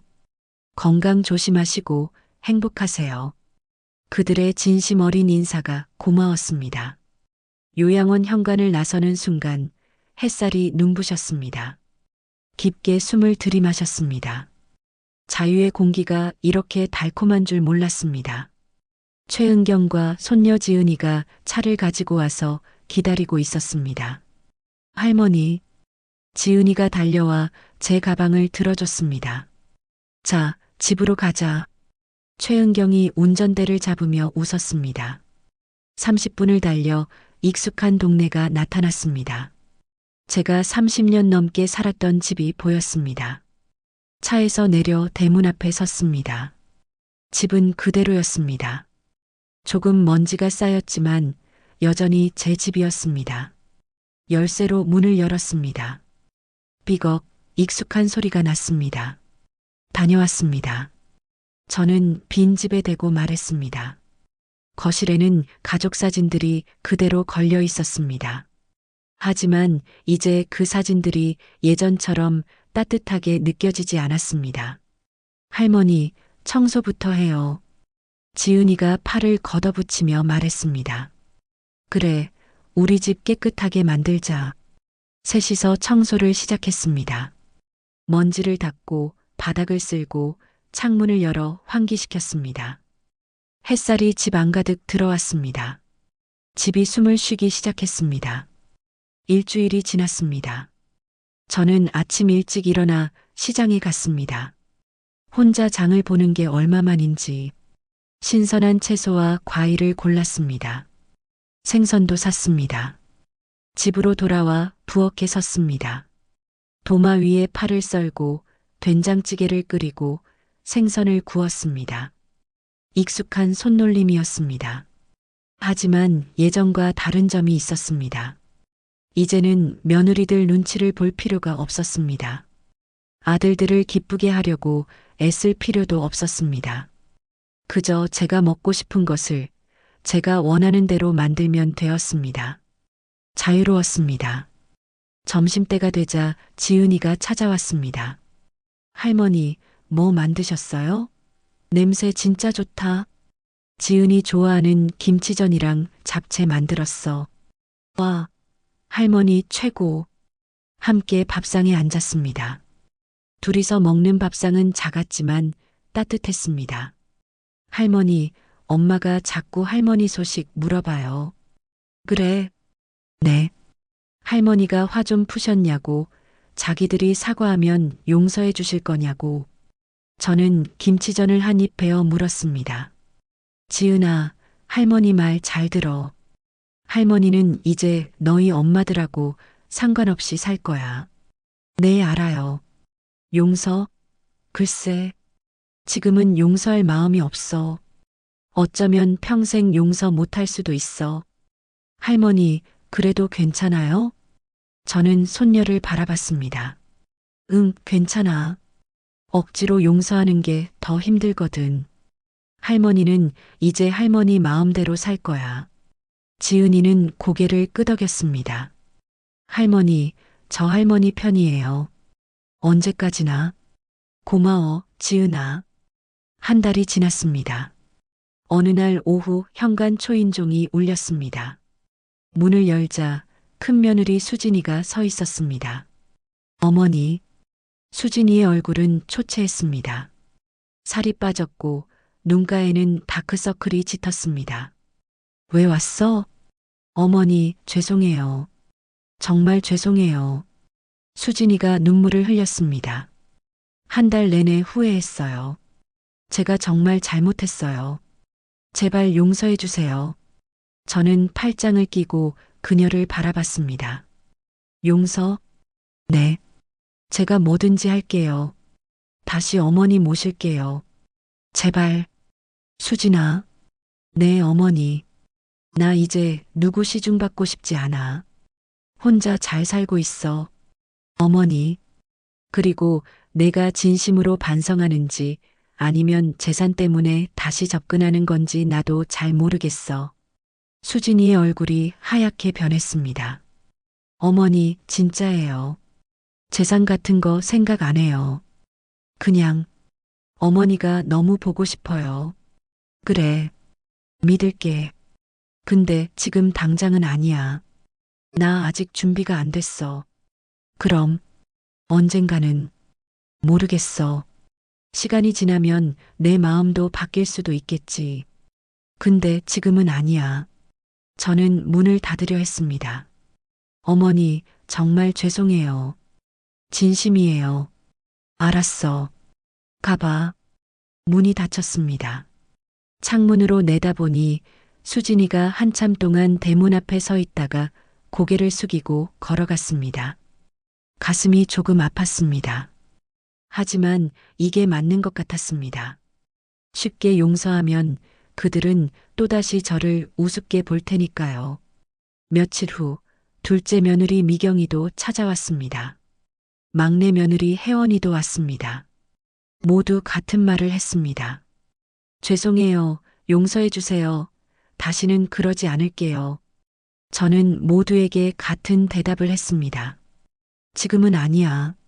시간이 필요해. 며느리들은 매주 문 앞에 과일 바구니를 놓고 갔습니다.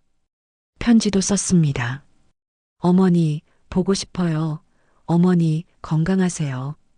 저는 그것들을 받았지만 답장은 하지 않았습니다. 아직은 아니었습니다. 2달이 지났습니다.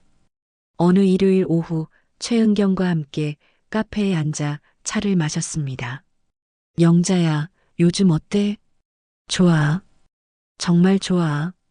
며느리들이 계속 찾아온다며? 응. 근데 나 아직 안 만나줘. 그래도 언젠가는. 모르겠어. 어쩌면 평생 용서 못할 수도 있어. 최은경이 제 손을 잡았습니다. 영자야, 그래도 괜찮아. 내 인생이야. 내가 원하는 대로 살면 돼. 응. 이제야 알았어. 내가 주인이라는 걸. 맞아. 우리는 웃었습니다.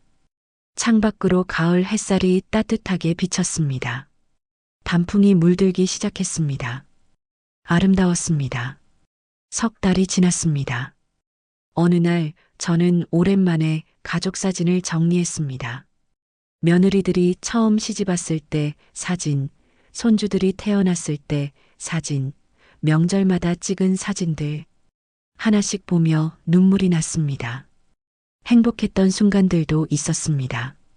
진심이었던 순간들도 분명 있었을 겁니다. 하지만 어느 순간부터 그 진심이 사라지고 욕심만 남았던 것 같았습니다. 사진들을 상자에 넣었습니다. 아직 버릴 수는 없었습니다. 하지만 벽에 걸어두고 싶지도 않았습니다. 대신 새로운 사진을 걸었습니다. 손녀 지은이와 찍은 사진, 최은경과 함께 여행 갔을 때 사진, 진짜 저를 아껴주는 사람들과의 사진, 집이 새롭게 느껴졌습니다. 6개월이 지났습니다. 봄이 왔습니다. 집 앞 작은 화단에 꽃을 심었습니다. 장미, 튤립, 펜지. 매일 아침 물을 주며 꽃들을 바라보는 시간이 행복했습니다. 손녀 지은이가 주말마다 찾아와 함께 밥을 먹었습니다. 최은경과는 한 달에 2번씩 여행을 다녔습니다. 가까운 바닷가, 산, 온천. 72세의 나이에 새로운 것들을 경험했습니다. 그리고 깨달았습니다. 나이는 숫자일 뿐이라는 것. 언제든 새로 시작할 수 있다는 것. 어느 봄날 현관 초인종이 울렸습니다. 이번엔 새 며느리가 함께 서 있었습니다. 어머니. 그들의 얼굴은 많이 변해 있었습니다. 더 나이 들어 보였고 피곤해 보였습니다. 왜 왔어? 어머니, 저희 어머니께 받은 돈 모두 갚으려고 왔어요. 수진이가 봉투를 내밀었습니다. 3억이 안 되지만 최대한 모았어요. 저희 집도 팔고 자동차도 팔고 저희가 잘못했어요. 돈으로라도 용서를 구하고 싶어요. 저는 봉투를 받지 않았습니다. 돈은 필요 없어. 변호사 선생님이 말한 대로 천천히 갚으면 돼. 어머니. 그리고 용서는 아직 모르겠어. 솔직히 며느리들의 눈에 눈물이 고였습니다. 저는 잠시 생각했습니다. 그들을 용서해야 할까요? 마음 한구석에는 여전히 분노가 남아 있었습니다. 상처도 남아 있었습니다. 하지만 동시에 이제는 그 분노에 매여 살고 싶지 않았습니다. 들어와. 네. 차라도 한잔하고 가. 오랜만이잖아. 며느리들의 얼굴에 놀람이 번졌습니다. 거실로 안내했습니다. 차를 내왔습니다. 수진아, 미경아, 혜원아. 네, 어머니.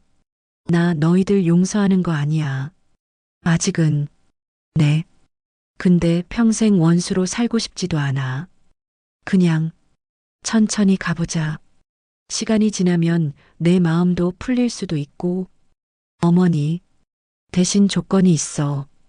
다시는 내 재산 얘기하지 마. 내가 어떻게 쓰든 간섭하지 마. 그리고 날 존중해. 알겠어? 네, 어머니. 알겠습니다. 새 며느리가 고개를 숙였습니다. 저는 창밖을 바라봤습니다. 화단에 핀 꽃들이 바람에 흔들리고 있었습니다. 아름다웠습니다. 그날 밤 저는 일기를 썼습니다. 오늘 며느리들을 다시 만났다. 용서는 아직 못하겠지만 조금씩 마음을 열어볼까 한다. 완전히 예전처럼 돌아갈 수는 없겠지만 그래도 같은 하늘 아래 살아가는 사람들이니까. 천천히, 아주 천천히. 72년을 살면서 배운 것이 있다. 사람을 너무 믿지도 너무 의심하지도 말라는 것. 그리고 내 인생의 주인은 나라는 것. 이제야 진짜 내 인생을 사는 것 같다. 늦었지만 그래도 행복하다. 일기장을 덮으며 미소 지었습니다. 침대에 누워 눈을 감았습니다. 내일은 지은이와 함께 꽃집에 가기로 했습니다. 화단에 심을 새 꽃을 사러. 그리고 다음 주에는 최은경과 제주도 여행을 가기로 했습니다. 할 일이 많았습니다. 행복한 일들로 가득한 일정이었습니다. 창밖으로 달빛이 들어왔습니다. 고요하고 평화로웠습니다. 저는 깊은 잠에 빠져들었습니다. 편안하고 따뜻한 잠이었습니다. 더 이상 악몽은 없었습니다. 더 이상 두려움도 없었습니다. 이제 저는 자유로웠습니다. 그리고 행복했습니다. 진짜 진심으로. 1년 후, 박영자는 자신의 집에서 건강하게 살고 있습니다. 손녀 지은이는 대학에 합격했고 주말마다 할머니를 찾아옵니다. 변호사 최은경과는 여전히 가장 친한 친구로 지내며 한 달에 2번씩 여행을 다닙니다. 새 며느리는 약속한 대로 빌린 돈을 조금씩 갚고 있습니다. 관계는 완전히 회복되지 않았지만 명절에는 함께 밥을 먹습니다. 예전처럼 가깝지는 않지만 그래도 서로를 미워하지는 않습니다. 박영자는 자신의 재산 대부분을 손녀 지은이와 자선단체에 기부하기로 유언장을 작성했습니다. 그리고 매일 아침 화단의 꽃들에 물을 주며 생각합니다. 나이 들어서도 내 인생의 주인은 나야. 이제야 진짜 내 인생을 사는 것 같아. 햇살은 따뜻하고 꽃들은 아름답고 그녀는 행복합니다. 진심으로. 여러분의 생각은 어떠신가요? 댓글로 함께 이야기 나눠주시고 구독과 좋아요도 부탁드립니다.